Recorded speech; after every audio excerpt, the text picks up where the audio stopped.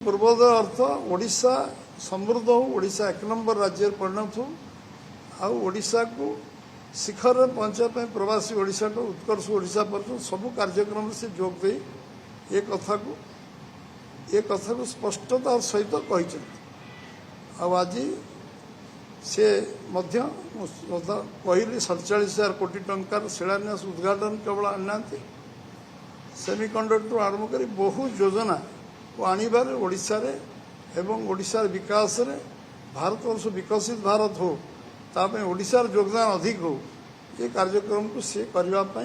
संकल्प निकट आसवं मु भावुची जे मयूरभंज जिला आज मयूरभंज जिला माटी आज निश्चय ये कथा समस्त मयूरभंज जिलार वनवासी भाई मानक आरंभ कर समस्त मन रे आनंद उल्लासर वातावरण तैयारी एवं काली काली सर्वकालीन रेकर्ड लोक ये जो भली भाव में लोक आग्रह उत्साह उद्दीपना अच्छी निश्चित भाव में काली लोकारण्य मयूरभंज जिलार रायरंगपुर गोटे जनसमागम जगह हम एवं बहु लोक ए चली चली निज व्यवस्था निज ये बहु लोग आसवे भली अनुमान करा निश्चित भाव में जो जो प्रमुख कार्यक्रम से काली काली ओडिशा उद्देश्य रे जाति उद्देश्य रे करिवे से गुड़िक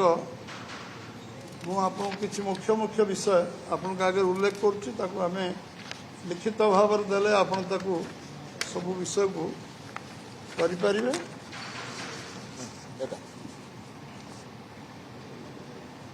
ये प्रकल्प गुड़िक शक्ति शिल्प भित्तिभूमि सड़क संजोग पानीय जल स्वास्थ्य शिक्षा पर्यटन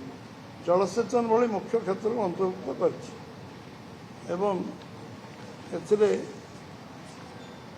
आपणकर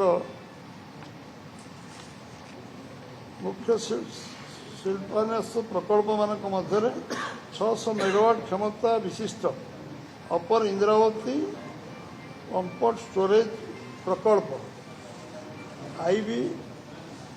आईबी तापज विद्युत केन्द्र द्वितीय पर्याय संप्रसारण दुईटी पर्याय है 660 मेगावाट यूनिट एवं झारसुगुड़ा जिले में लखनपुर ठारे Bharat coal gasification and chemicals limited BCGCL प्रकल्प रही अन्य प्रकल्प मध्य भुवनेश्वर 300 TDP क्षमता complex biogas plant Cuttack Bhubaneswar संजोग काठजोड़ी नदी पर सेतु बौद्ध जिलार ढलपुर हरभंगा सड़क प्रशस्तीकरण नुआपड़ा घाटीपड़ा जातीय राजपथ 4 लेन विकास कुसुम डी मेगालिफ्ट जलसेचन प्रकल्प रायरंगपुर ठारे IGNU आंचलिक केन्द्र और बैडमिंटन कॉम्प्लेक्स अंतर्भुक्त सेपरी बौद्ध 300 शଯ୍या विशिष्ट जिला मुख्य चिकित्सालय 24 अटल बस स्टाण्ड राज्यर विभिन्न जिले में 9टी स्वयंचालित जान परीक्षा केन्द्र उद्घाटन करा व्यतीत Nayagarh town bypass Kusumi smart